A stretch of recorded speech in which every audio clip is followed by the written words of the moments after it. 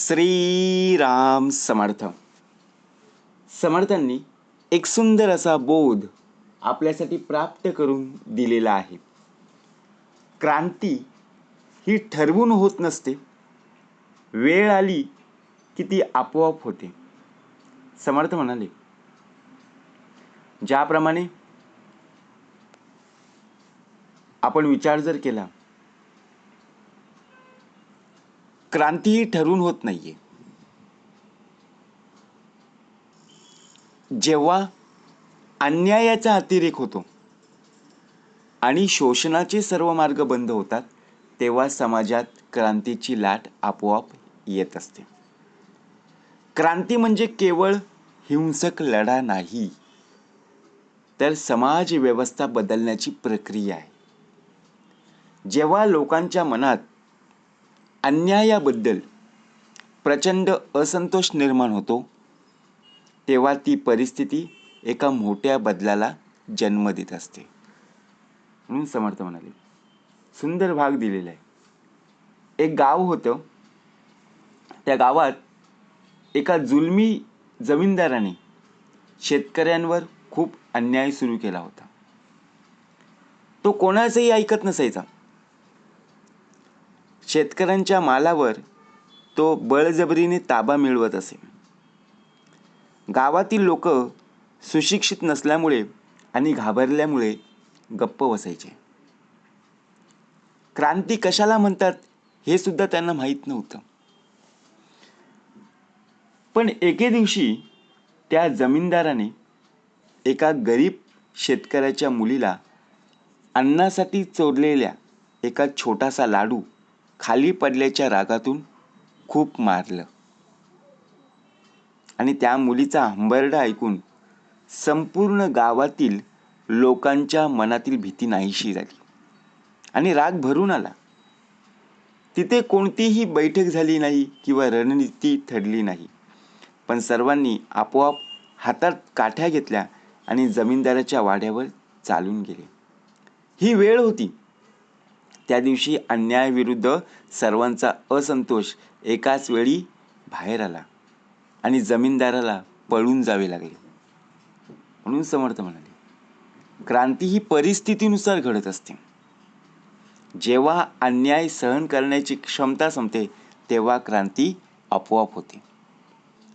क्रांती म्हणजे अचानक निर्माण झालेली घटना नसते. ती लोकांच्या मनातील असंतोष, अन्यायाविरुद्धचा संताप आणि बदलाची तीव्र गरज यामुळे हळूहळू तयार होत असते. आपलं सुद्धा असंच होतं ना. आपले शेजारी असतात, आपले नातेवाईक असतात, आपलं सुद्धा तू मैमय होत असतं. परंतु जेव्हा परिस्थिती असह्य होते आणि लोकांच्या सहनशीलतेचा अंत होतो, तेव्हा क्रांती आपोआप उभी राहते. आपण पाहिलंच असेल, बरोबर की नाही? त्यामुळे बघा, प्रत्यक्षात सुंदर अजून एक भाग आपल्याला प्राप्त करून दिलेला आहे. ज्यावेळी एका गावातील एक जमीनदार प्रत्यक्षात शेतकऱ्यांकडून जास्त कर वसूल करायचा आणि त्यांना त्रास द्यायचा. सुरुवातीला शेतकरी शांतपणे सहन करत होते. जसा जमीनदार बोलायचा तशा प्रकारे ते शेतकरी बघा सर्व लोक काम करायचे.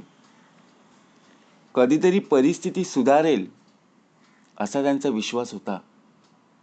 परंतु दिवसेंदिवस अन्याय सुद्धा वाढत गेला. एके दिवशी त्या जमीनदाराने एक वृद्ध शेतकऱ्याला सर्वांसमोर अपमानित केले. तेव्हा मात्र गावकऱ्यांच्या सहनशीलतेचा अंत झाला. सर्व शेतकरी एकत्र आले आणि अन्यायाविरुद्ध उभे राहिले ना. त्यांनी ठामपणे सांगितले, बस आता पुरे झाले. या जमीनदाराचं ऐकून आपलं काही भलं होत नाहीये. आपल्याला बोललं तर नक्की आपण ऐकून घेऊ, परंतु या वृद्ध शेतकऱ्याला सर्वांसमोर अपमानित करणं हे चुकीचं आहे. सर्व गावकरी एकत्र येऊन बघा प्रत्यक्षपणे विचार करू लागले. तो उठाव कुणी वेगळा आखून केलेला नव्हता. तो त्यांच्या मनातील वर्षानुवर्षे साचलेल्या वेदना आणि संतापाचा परिणाम होता. म्हणून समर्थ म्हणाले, अन्याय कितीही काळ सहन केला तरी एक दिवस त्याविरुद्ध आवाज हा उठतोच. बदलाची वेळ आली की क्रांती आपोआप घडत असते. त्यामुळे समाजात न्याय, समता आणि सहकार्य राखणं आवश्यक आहे. ज्याप्रमाणे क्रांती ही एखाद्या व्यक्तीने किंवा गटाने फक्त योजना करून घडवलेली घटना नसते, ती समाजातील अन्याय, असमानता, दडपशाही आणि असंतोष यांचा साचलेला परिणाम असते. जेव्हा लोकांच्या सहनशीलतेचा अंत होतो आणि बदलाची गरज तीव्र होते, तेव्हा क्रांती ही आपोआप उभी राहते. बघा, क्रांती घडत असताना काही अडथळे येतात, सहजपणे होत नाहीये. पहिलं आहे त्यामध्ये भीती. आपल्या मनामध्ये, आपल्या डोक्यामध्ये अनेक प्रश्न उपस्थित होत असतात, परंतु त्यामुळे नुकसान होण्याची दाट शक्यता असते, भीती जाणवत असते.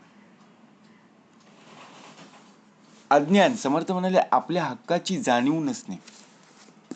आपले हक्क ज्याप्रमाणे आपल्यालाच माहीत नसतात, परंतु सर्व विचार विनिमय करून आपण आपले बघा प्रश्न सोडवले गेले पाहिजेत. कारण लोक ज्याप्रमाणे एकजूट निर्माण न करता बघा एकटे राहण्याचा प्रयत्न करत असतात, याला म्हणतात फुटीरता. लोकांमध्ये एकजूट पाहायला मिळतच नाहीये. कोणतेही काम करत असताना जर लोकांमध्ये एकजूट नसेल तर ते काम पूर्ण होईल का? नाही होणार. कारण बघा, आता दहीहंडी फोडायची आहे. दहीहंडी फोडत असताना जर बघा प्रत्यक्षात जो ग्रुप असेल, ग्रुप नसेल तर मजा येईल का? नाही आहे. ती फोडता येईल का? नाही होत. म्हणून समर्थ म्हणाले, स्वार्थ. काही लोक स्वतःच्या फायद्यासाठी स्वार्थमनाने वागत असतात. स्वार्थी होऊन जीवन जगण्यात काहीही मजा नाही आहे. त्यामुळे सत्ताधाऱ्यांकडून बघा दबाव आणि नियंत्रण, म्हणजे ज्यांची जमीन होती त्या जमिनीवरती त्यांचा हक्क होता, बरोबर की नाही? म्हणून विचार करा. हे अडथळे क्रांतीला उशीर करू शकतात, पण जर असंतोष वाढला तर हे अडथळे टिकत नाही. म्हणून अन्याय जास्त काळ टिकू शकत नाही. समाजात बदलाची गरज निर्माण झाली की तो बदल अपरिहार्य होत असतो. म्हणून समाजात न्याय, समता आणि संवाद राखणं आवश्यक आहे. कोणकोणत्या गोष्टी बघा, न्याय, समता आणि संवाद राखणं. सकारात्मक बदलासाठी एकजूट आणि जागरूकता महत्त्वाची असते. क्रांती ही अचानक येत नाही, तर परिस्थितीची परिपक्वता झाल्यानंतर आपोआप घडणारी असते. आता सकारात्मक बदलासाठी एकजूट आणि जागरूकता का महत्त्वाची? आपल्यामध्ये सकारात्मकता आपल्याला पाहायला मिळत नाही. आपल्यामध्ये होणारा बदल बघा प्रत्यक्षात जर आपण विचार केला तर अन्याय जास्त काळ टिकू शकणारा नाहीये. म्हणून समाजात बदलाची गरज निर्माण बघा ज्याप्रमाणे निर्माण होते, त्यावेळी तो अडथळा आपण बाजूला सारला पाहिजे. कारण आपल्यामध्ये येणारी जी भीती आहे, ती भीती आपल्या मनामध्ये न येता जे कार्य आहे ते कार्य आपल्याला पार पाडायचं आहे. कोणत्या प्रकारे आपल्याला हक्क गाजवता येत नाही, कारण आपला देह हा संपूर्णपणे अज्ञानामध्ये भरलेला आहे. जर आपण उत्तम प्रकारे कार्य केलं की तो असणारा अज्ञानसुद्धा बाजूला सरेल आणि बघा लोकांमध्ये एकजूटसुद्धा पाहायला मिळेल. म्हणून काही लोक स्वतःच्या फायद्यासाठी शांत राहतात, ते काही लोक बघा स्वार्थीपणाने वागत असतात. म्हणून विचार करा. समर्थ म्हणाले, क्रांती ठरवून होत नाही, वेळ आली की ती आपोआप होत असते. जय जय रघुवीर समर्थ.